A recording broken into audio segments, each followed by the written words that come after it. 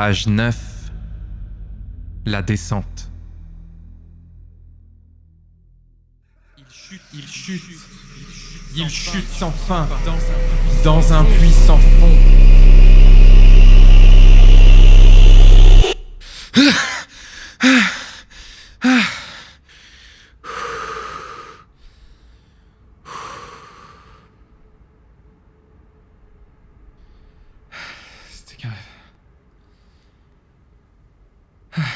C'était qu'un rêve.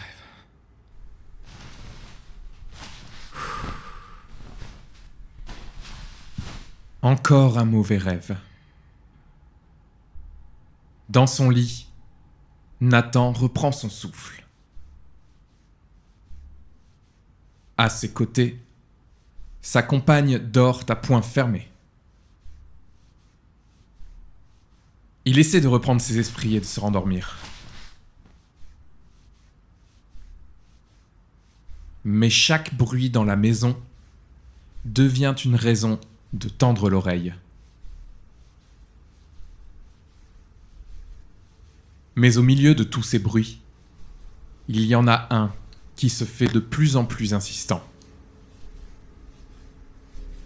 Inquiétant, jusqu'à devenir omniprésent. Mais, attendez, ça vient d'où ce bruit ? Il se lève et ouvre la porte de la chambre. Figé, il découvre devant lui une vieille dame nettoyant les murs de sa maison.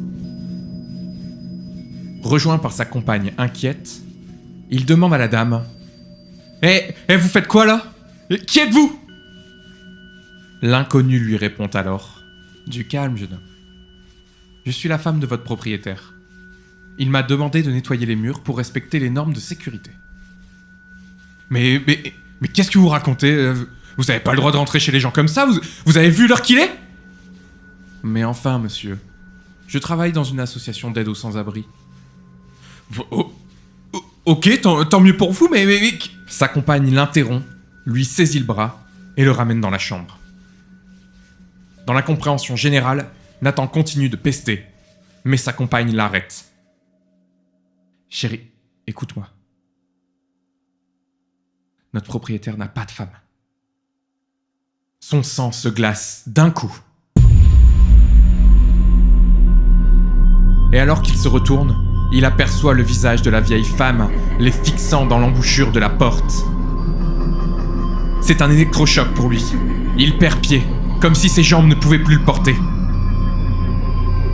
Il cherche, mais sa compagne a disparu, et il chute d'un coup sur le lit.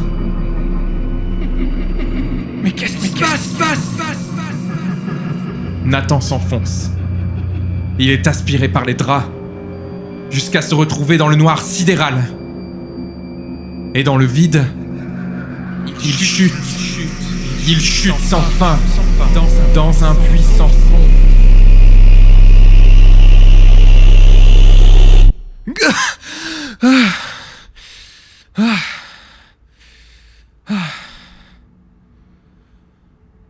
Encore un putain de cauchemar. Dans son lit, Nathan reprend son souffle. Alors qu'il est toujours assis aux côtés de sa compagne, la sueur froide revient. Ce bruit de frottement est toujours présent. C'est fou, je suis certainement encore en train de rêver. C'est impossible. Paniqué et terrorisé, il est figé dans son lit, incapable de bouger, alors que lentement, la porte s'entrouvre.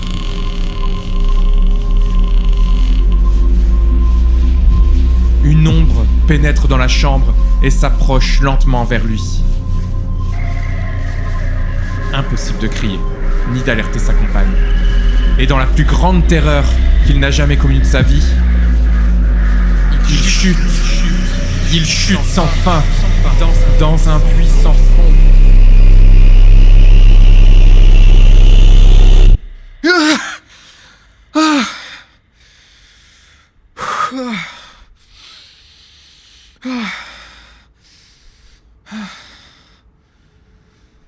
Encore un mauvais rêve. Dans son lit, Nathan reprend son souffle. Mais en ouvrant les yeux, l'ombre se tient juste à côté de lui.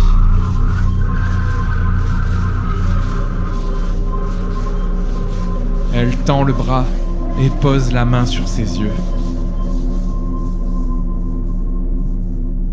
Pendant que Nathan chute sans fin,